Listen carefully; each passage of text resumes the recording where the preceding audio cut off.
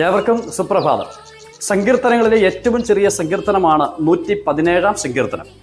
ആ സങ്കീർത്തനം ഏറ്റവും ചെറുത് എന്ന് വരികിലും ആ സങ്കീർത്തനത്തിലാണ് അതിമഹത്തായ ഏറ്റവും വലിയ രണ്ട് വാക്കുകൾ ഉപയോഗിച്ചിരിക്കുന്നത്. ഒന്ന് ദൈവത്തിൻ്റെ ദയ, മറ്റൊന്ന് ദൈവത്തിൻ്റെ വിശ്വസ്തത. അയ്യോ, ഈ രണ്ട് വാക്കുകൾ വിശുദ്ധീകരിക്കുവാൻ ദൈവവചനം മുഴുവൻ എടുത്താൽ ഓരോ താളിലും ഈ പദത്തിൻ്റെ വിശദാംശം നമുക്ക് കാണുവാനായിട്ട് കഴിയുന്നുണ്ട്.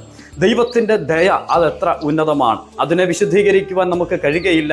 ദൈവവചനത്തിൽ അതിൻ്റെ വലുപ്പം എത്രയാണെന്ന് വെളിപ്പെടുത്തിയിട്ടുണ്ട്. 103 സങ്കീർത്തനത്തിൽ നാം ഇങ്ങനെ വായിക്കുന്നു: ആകാശം ഭൂമിക്ക് മീതെ ഉയർന്നിരിക്കുന്നത് പോലെ അവന്റെ ദയ അവന്റെ ഭക്തന്മാരോട് വലുതായിരിക്കുന്നു. ദൈവത്തിന്റെ ദയ അതെങ്ങനെയാണ് നമുക്ക് കണ്ടുപിടിക്കാൻ കഴിയുന്നത്? ഒരിക്കലും കഴിയുകയില്ല.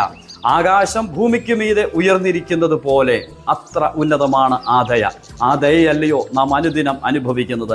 ആ ദയയല്ലയോ നാം അനുദിനം ആസ്വദിക്കുന്നത്? ആ ദയയാലല്ലയോ നാം ഓരോ ദിവസവും ജീവിക്കുന്നത്? ഇന്ന് പകലിലും ദൈവത്തിന്റെ അപാരമായ ദയയും കൃപയും ഒക്കെ അനുഭവിച്ച് ഈ ദുഷ്ട മണ്ണിൽ ജീവിപ്പാൻ സർവേശ്വരൻ എല്ലാവരെയും സഹായിക്കുമാറാകട്ടെ.